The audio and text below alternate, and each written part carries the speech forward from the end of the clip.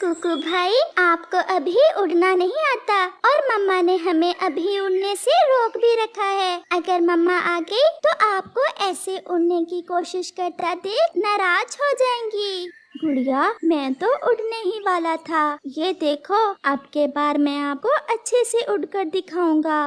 वो दोनों बहन भाई अपने घर में ऐसे बातें कर रहे थे और उनकी माँ उनके लिए भोजन लेने गई हुई थी। परंतु आज वो चिड़िया अपने शरीर को थका थका महसूस कर रही थी। वो अच्छे से उड़ भी ना पा रही थी। वो एक पेड़ पर बैठ जाती है। न जाने क्यों आज मेरे शरीर में ताकत क्यों नहीं और चक्कर से भी आ रहे हैं। मैं ऐसा करती हूँ कि वापस घर चली जाती हूँ। आज का भोजन तो मेरे पास है। कल जब मैं ठीक हो जाऊंगी तो अपने बच्चों के लिए अच्छे अच्छे फल लेकर जाऊंगी। ऐसा सोचते हुए वो चिड़िया अपने घर की तरफ उड़ती है। वो बहुत मुश्किल से अपने घर पहुँचती है। घर आते ही वो चिड़िया गिर जाती है। भैया देखा, मैं ना कहती थी कि मम्मा आपको उड़ता देख नाराज हो जाएंगी। देखो, मम्मा हमसे कोई बात किए बिना ही लेट गई हैं। वो चिड़िया अपने बच्चों से बहुत सारी बातें करना चाहती थी, परंतु उसके पास तो समय ही ना बचा था। वो एक लंबी सांस लेती है और सारी बातें जो वो अपने बच्चों से करना चाहती थी अपने साथ ही लेकर मर जाती है। मम्मा उठे ना, आप घर आते ही क्यों सो गई हैं? मम्मा, अगर आप मुझसे नाराज हैं तो फिर मैं कभी उड़ने की कोशिश नहीं करूँगा।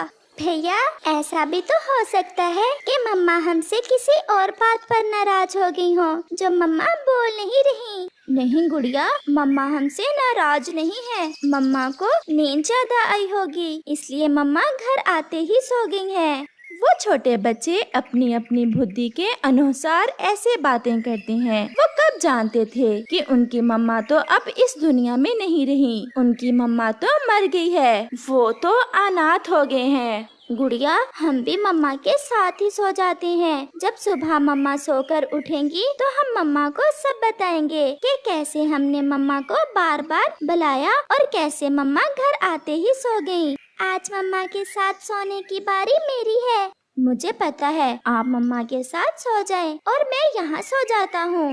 फिर गुड़िया और कुकू भी सो जाते हैं। दूसरे रोज गुड़िया और कुकू सोए हुए थे कि उनके घर के दरवाजे पर दस्तक होती है। उठो कुकू, बाहर कोई है क्या? मम्मा उठी नहीं अभी? नहीं कुकू, मम्मा तो अभी तक सो रही है। दस्तक फिर से होती है। कुकू दरवाजा खोलता है। आपकी मम्मा अभी तक सोई हुई है? हमने तो आज भोजन लेने दूर जाना था। अंकल कबूतर, मम्मा तो रात घर आते ही सो गई थी। मम्मा हमसे नाराज है और हमसे कोई बात भी नहीं कर रही। फिर कबूतर चिड़िया को पास होकर देखता है। वो तो देखते ही जान जाता है कि चिड़िया तो मर गई है। ये देख कबूतर रोने लग जाता है।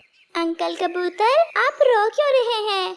कबूतर उन छोटे बच्चों को ये बात कैसे बताता कि उनकी मम्मा मर गई हैं और उनकी मम्मा अब कभी लौटकर नहीं आएंगी। कालू कौवा भी वहाँ आ जाता है। अरे कबूतर, तुम क्यों रो रहे हो?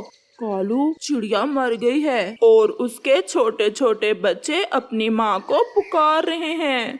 ये तो बहुत बुरा हुआ कबूतर। कालू, ये बच्चे तो अपनी माँ के बिना एक दिन भी नहीं गुजार सकते। हमें अब इन बच्चों का कुछ करना होगा।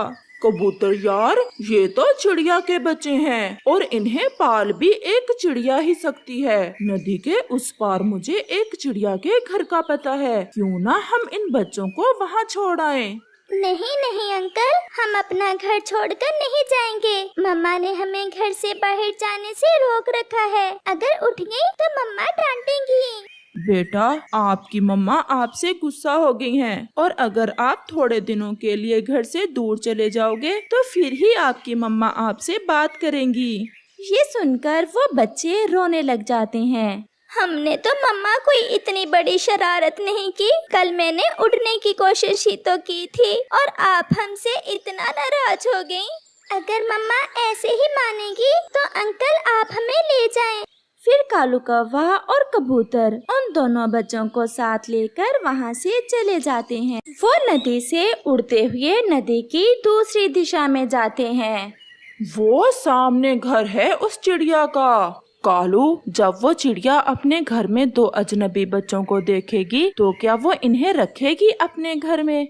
कबूतर, अगर इन्हें पाल सकती है तो चिड़िया ही पाल सकती है, क्योंकि ये एक चिड़िया के बच्चे हैं। अगर इन्हें हम अपने पास रखें भी तो ये मर जाएंगे। कबूतर और कालू कौवा दोनों बच्चों को उस घर में रखकर वहाँ से भाग